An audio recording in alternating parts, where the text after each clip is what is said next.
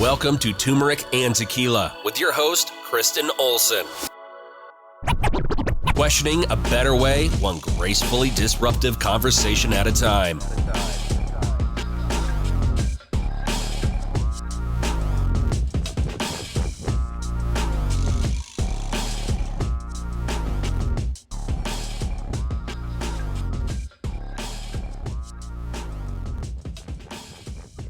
Hi guys, KO here. Welcome to Turmeric and Tequila. I'm excited to be back with you. We took a couple weeks off to do some planning and rejuvenate. I'm excited because I have new earphones and they sound unbelievable. They're the Beats by Dre Studio. This is not sponsored. It's not a plug. So I just got to give an authentic thumbs up to them. These earphones are awesome. Manifesting future sponsorship from them or partnership because they are doing it right.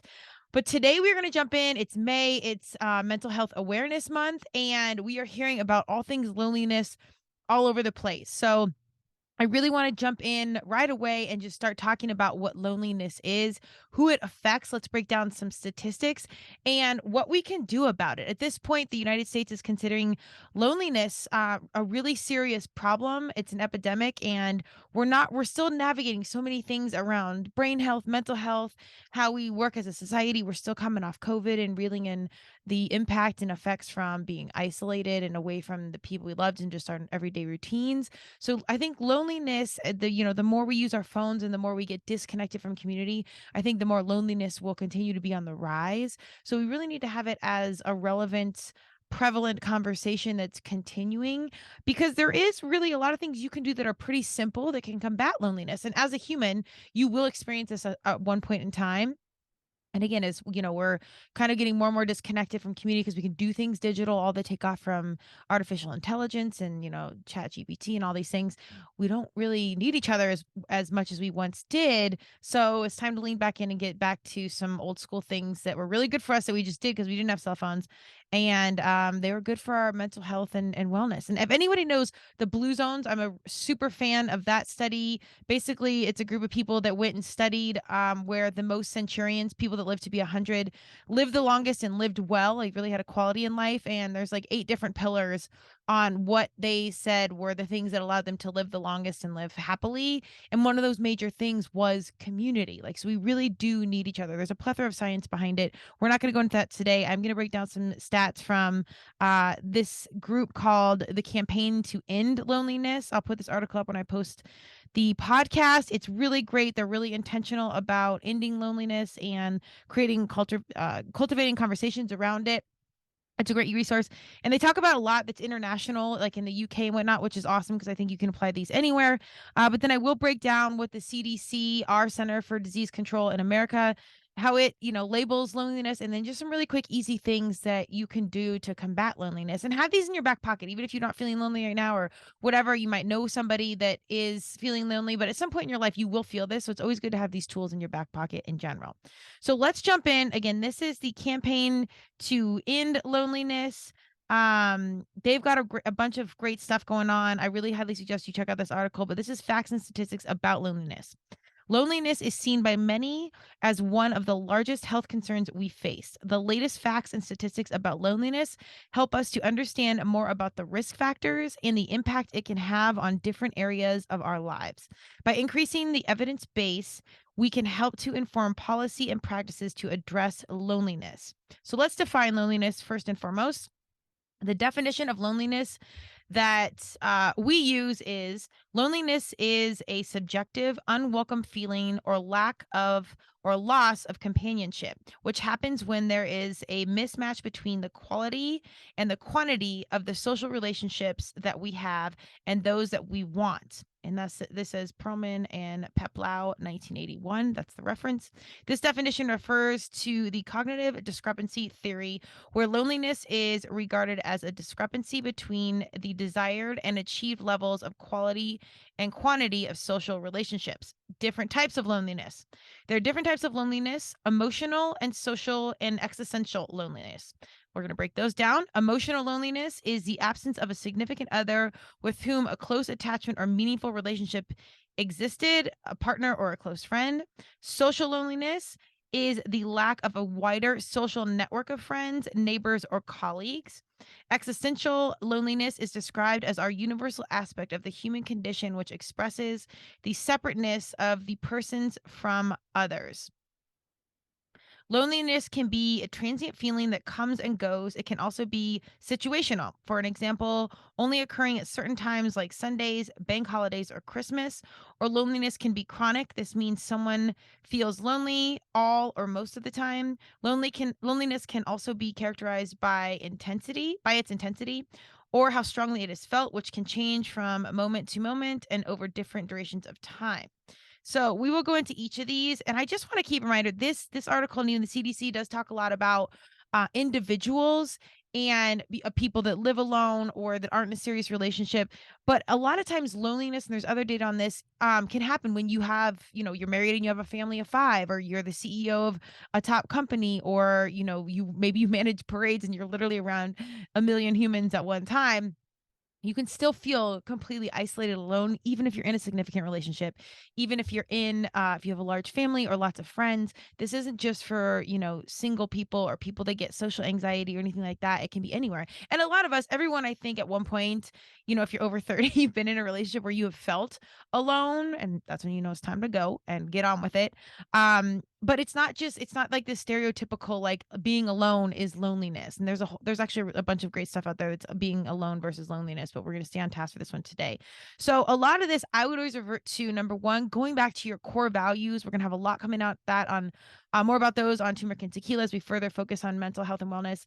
I think that's a starting point for most things. Hence, we're going to be having some quick courses and stuff where you can figure out your core values and then make the next steps, because you not only want to find the right job, the right people, ways to keep yourself from becoming lonely, but you want to have people and opportunities and things that fit your core values, so they're there for the long term. So as we get into all this, I would say this, and go determine what really is your internal core value, so then you can navigate the right things to get into the right situations, and you're picking the right partner so you don't feel alone. You're picking the right friends so you don't feel alone, and XYZ. So let's get to those core values, but let's break down these different kind of isolations and loneliness. This is social isolation.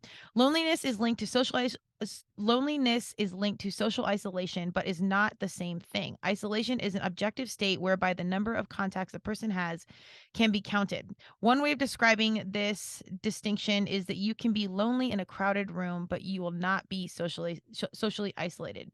Loneliness and health. Loneliness is likely to increase your risk of death by 26%.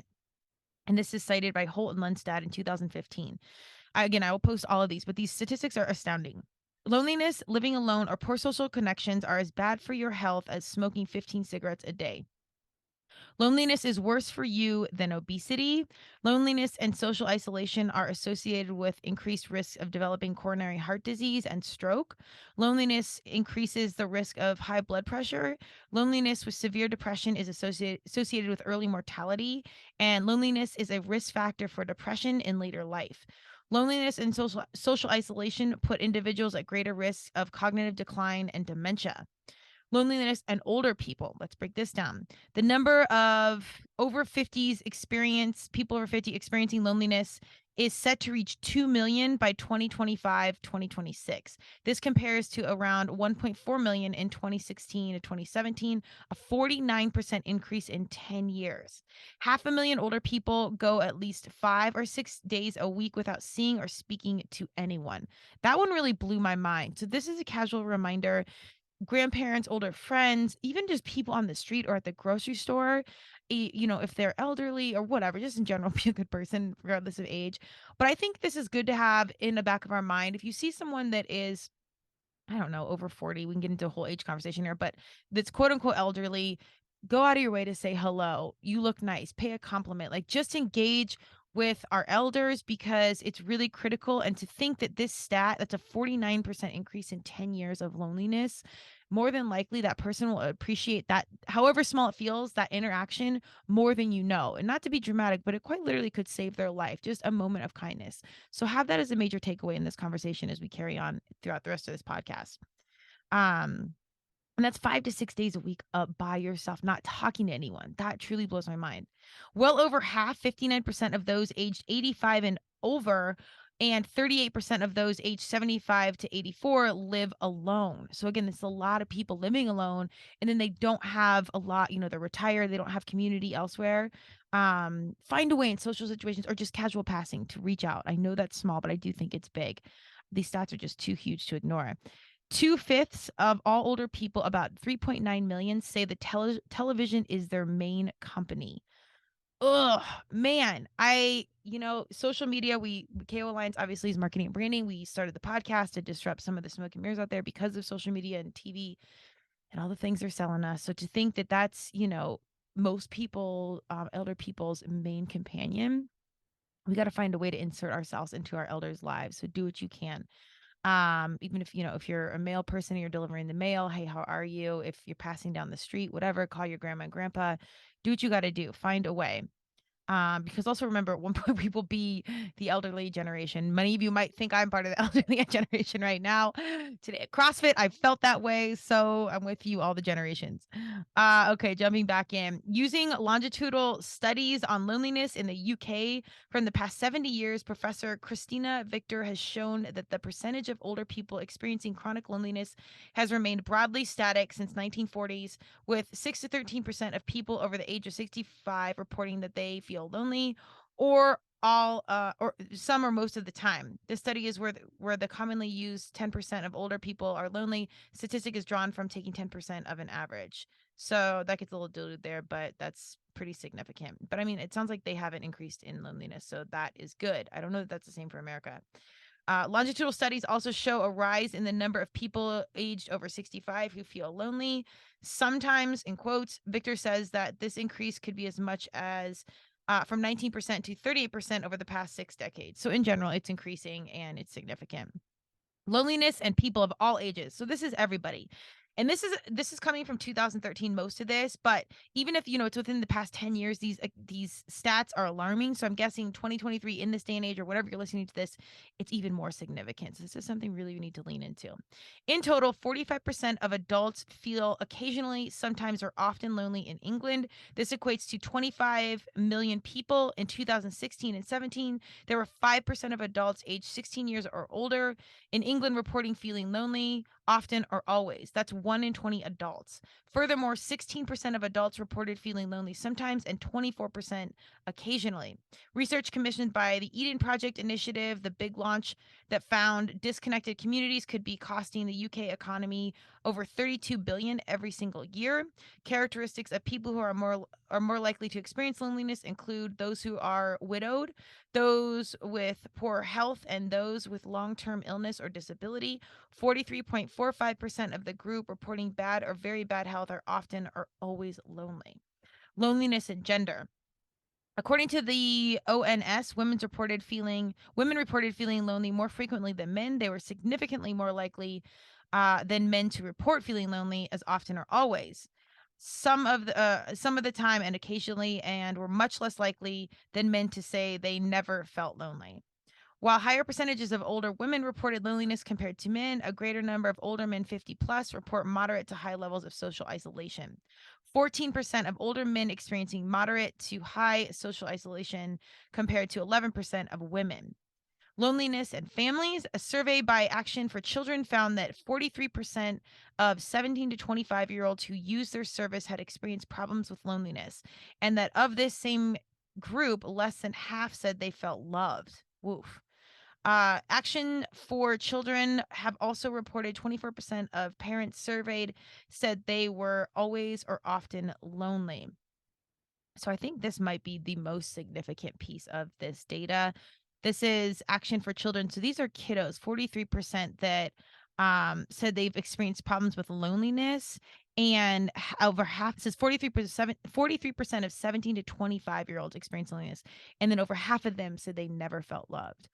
I mean, I don't have the stats here on this, but I think you can likely directly attribute this lack of feeling loved and social connection to school shootings and this deep problem we have with youth and mental health. And this is a real epidemic. And again, this is a whole other podcast we could go down into. But if that many of our young people don't feel loved, there is an absolute disconnect. So they are casual with life in itself. And I think that's where we have these larger, more violent problems. So this, again, this is an alarming conversation. We really need to lean in and start addressing these things and these issues, loneliness, head on. And, man, our kiddos really need to feel loved. Um, Action for Children have also reported 24% of parents surveyed said they were always or often lonely. I'm curious on this if that's single parents. I am an owner of 3 dogs, not children, and it's a lot by yourself. Absolutely a chosen choice on my behalf, so not complaining at all, but it's a lot, and I always think of my single parents, and I wonder how they do it on their own. It's gotta be, just incredible. It's an incredible load, and I see a lot of single parents really doing it, or people in relationships where one parent is doing everything. So, this is my casual nod to say, if you're listening to this and you're wondering, I think more people than you know see you. And if you reached out, people would be more than willing to help. And they'd probably relate to your situation in any capacity. Single parents, parents that feel alone, our kiddos who don't feel loved, all of this. If this is resonating at all, we'll get into some immediate strategies on how to combat loneliness, but reach out and ask for help. If you're listening to this and these are checking boxes and it's you, ask someone. Because again, this is the human condition. We've all experienced this at one time. And if even if you just keep it casual and say, man, I could use a friend right now, or I could, can we grab a cup of coffee? People are there for you. People care, and people really do understand. Loneliness and disabled people. Research by the census has shown that up to 50% of disabled people will be lonely on any given day. So these are really intense statistics. Overarching takeaways, we've defined loneliness, how there's different types, but how it impacts our older people, our people of all ages, our people of different genders, people in England versus America. I think the larger takeaway is it's a lot. All of these statistics are, over 40% in whatever it is of someone experiencing loneliness at the minimum versus often or always. So it's either happening at 40% or higher from that point on. So it's an epidemic, and it's really it's alarming. I think the biggest piece for me is our kiddos not feeling loved. That really hurts my heart, and I really do feel like that explains why we have all these really traumatic, violent situations, because there's just such a lack of connection and loving of themselves. So we've got to, as older people or as people over 18, take some personal responsibility to love yourself, so we can start modeling that for our young people. And find a way to show some caring, loving support to our kiddos, whether that's volunteering or just giving them a high five or telling them, asking them how their day was, just checking in. Like little things go such a long way. And let's support our parents out there. Okay, let's get to the CDC. We're going to break down their version. This is more applicable, I think, specifically to America and our culture and our experience. It is the human condition. So this is still kind of 10,000-foot view, but I do want to keep this tight and quick, so we can just see now the stats. We know they're alarming. We got to do something about it. Here's what we can do. What you may be experiencing, again, this is from the CDC. I'll post this. Loneliness is an emotion that comes from a lack of social connection. You might feel disconnected and isolated from others. Maybe you haven't seen your loved ones or friends in a while, or you just miss hugging someone. You might feel as if nobody understands you and there is no one to turn to. Many of us experience loneliness at some time. Loneliness may affect your concentration, how you sleep, your appetite, and energy level. What you can do. These are really great, simple things. Write this down. I'll have it posted. Start a conversation. Call, video chat, or text message friends, family, neighbors, or coworkers. Write a letter or a postcard.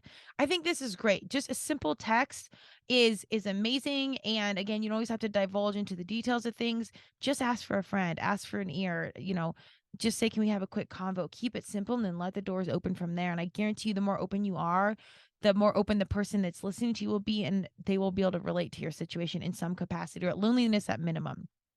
Use social media to connect. Use your time online to connect and interact with others instead of scrolling through posts. Set limited timeframes for reading the news. Love this. If you're going to be on social media, again, KO Alliance, we do marketing and branding. We're here. We're an advocate for social media. As conscious consumers, that means you're filtering out the bad. I just did a post on how to follow good fit influencers on LinkedIn. Check that out if you see it, because there's a lot of ones you can unfollow and get away from, and it talks about how to navigate that situation for your kids, so they're not following, a lot of smoke and mirrors and people just promoting thinness. That's not the point. But if you get on and you consciously connect, I have a running group on Instagram of my college friends, and we literally our main language is through memes, but we that's kind of how we check in and hear about the kiddos and who's moving and what's doing whatever. And I'm so thankful for social media because we can stay connected that way, and literally we understand each other through memes. So I know if you've got good friends out there that are long distance, you're probably doing something similar where you send a meme back and forth and it just explains life in itself. So gold star to memes. But get on social media intentionally and connect to someone. And there's Facebook, they've got the older generation on there. Get on there, connect with your grandparents, connect with your aunts and uncles, your cousins. Like, they are on there and they're engaging on Facebook. So shout out to Facebook for, being the more mature platform, if you will. Get it. All right. Try volunteering to provide support in your community. Many organizations, including faith-based organizations, offer volunteer opportunities where which you can give which can give you the chance to contribute to something that you find important.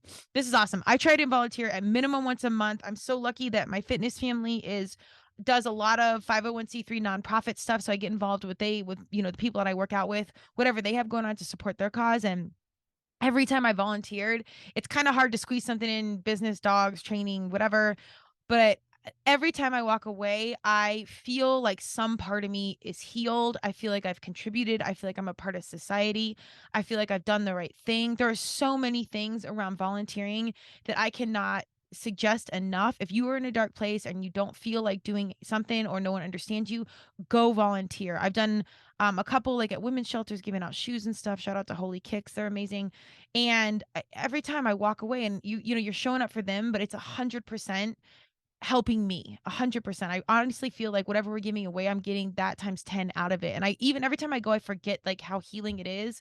But then I walk away and I'm like, God, I'm just so fortunate that this is, an opportunity for me. So if you're really feeling down and out, I can't say enough about volunteering and getting involved and showing up for someone else. And you will be surprised like how these little conversations in volunteering are so serendipitous, and they somehow come back to like maybe something you have going on in life or something that you're excited about. So, or they just might be able to lend some advice randomly. I mean, it's just really a beautiful human interaction that brings us back down to that ground level of the human condition, and one person showing up for another. And that's how it's supposed to be. So first, core values; second, go volunteer, go find a way to be useful.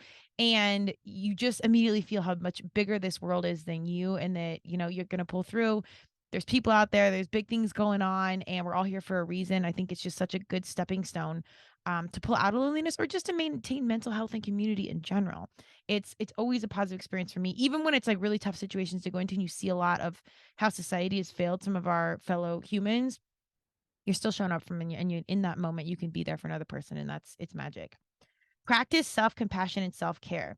Be gentle with yourself. Take time for yourself. Listen to music, exercise, or learn a new skill. Acknowledge your success and give yourself a break. You are doing the best you can. A lot of people talk about quote unquote self-care and how important self-talk is. It absolutely is.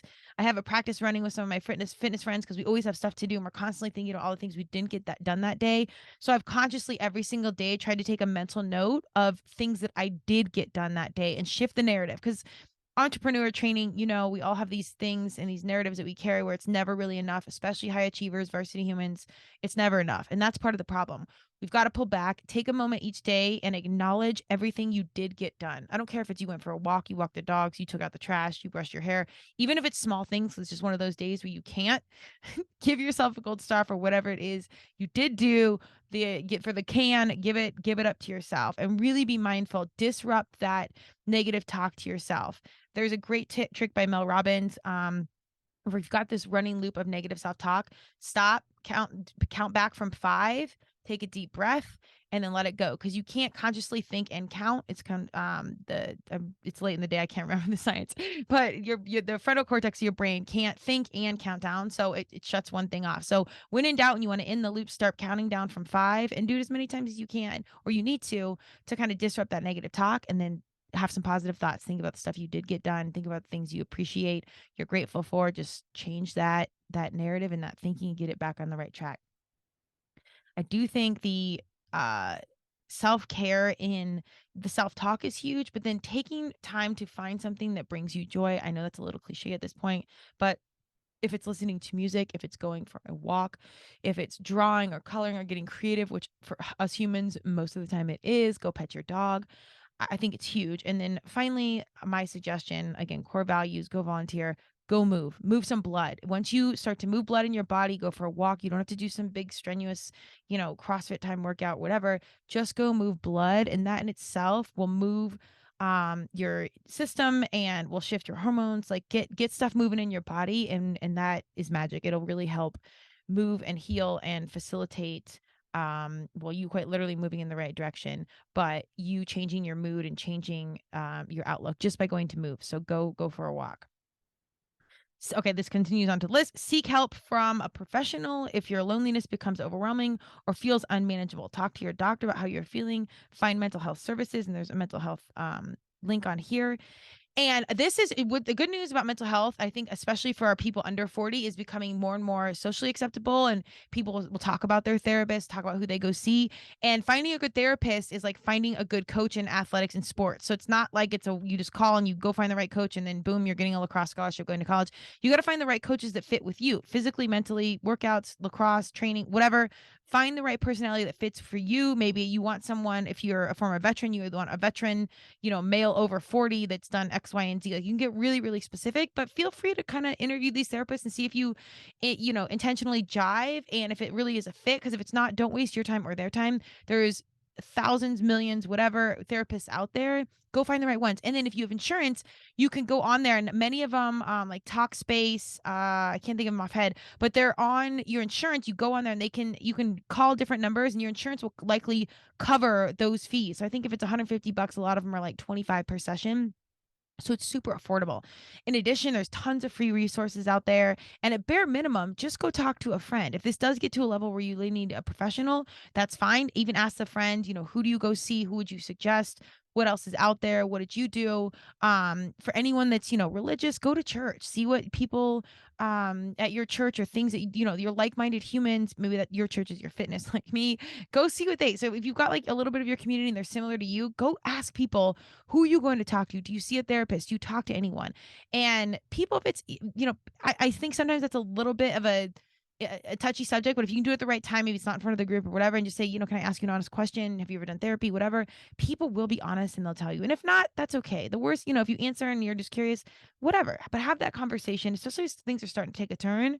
Help yourself. We've got, this world, there's major heavy things going on, but we can't fix anything until we are, addressing the things within. There's a great quote called "The way out is the way in." So you've got to just lean in and know that all answers are within, but we've really got to take some time to understand what we love, get those values, take time to address things that we need to heal, and then find a way to let them go, and then proactively be a member in your community. Like get around your more, your people, your like-minded things, do things that bring you joy, go volunteer, but be active in your community and find a way to have social conversations and socialness in your life. If you're super social, you need 100 friends, great. But if you're one that has one friend, that's okay. It's not about the quantity. It's about the quality. So lean in and bring people in and get off your phone, do stuff in real life.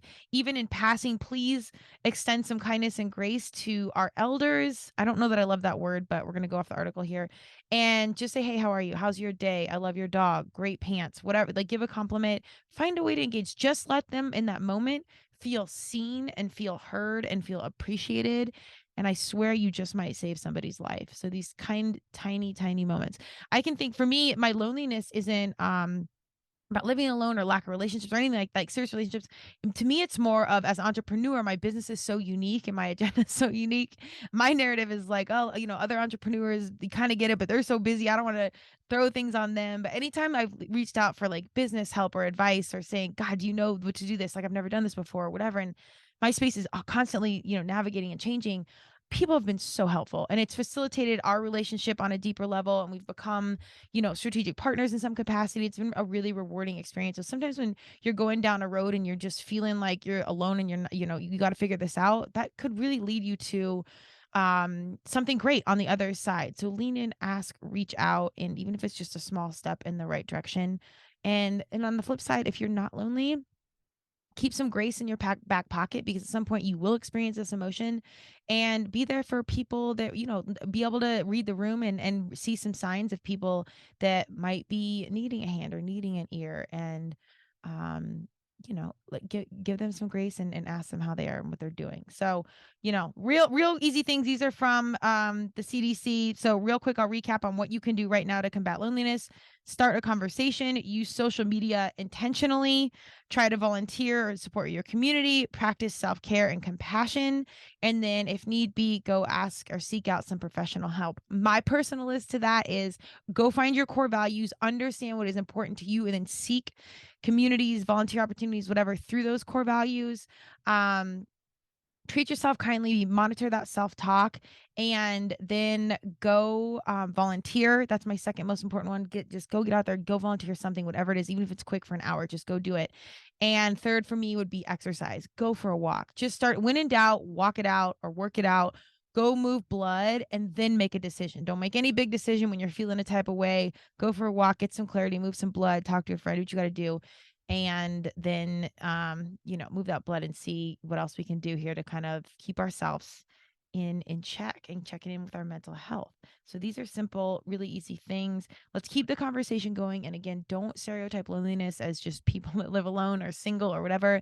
Loneliness is quite often, in some of these situations where it's in a relationship where one person feels alone, or in a family and one person feels like they're doing it all, or there's a lack of communication. You can be in these quote unquote, social or community situations and still feel completely isolated. So as individuals, let's heighten our awareness. If you see something, say something, lend a hand, lend a hug, lend an ear, and let's continue to be there for ourselves and for each other. So let's go. If loneliness is like 15 cigarettes a day, that's insane. I can't even believe that. So just drink that in. That's crazy. Let's love each other. Let's be out there. Quit not smoking by loneliness. That's craziness. But I appreciate you, to my fans, to my people showing up, to listening, to my mentors, to the people I train with, my family, everyone that's in my circle. I love you all the days. And I'm telling you this on the podcast, but I'm here. My heart and my ear, my eyes are open, and I will reach out. I have my promise. If you can come to me, I will come to you. So let's just keep this promise flowing and the conversation going. Take care of yourself, love each other, and let's give out some hugs. Have a great day.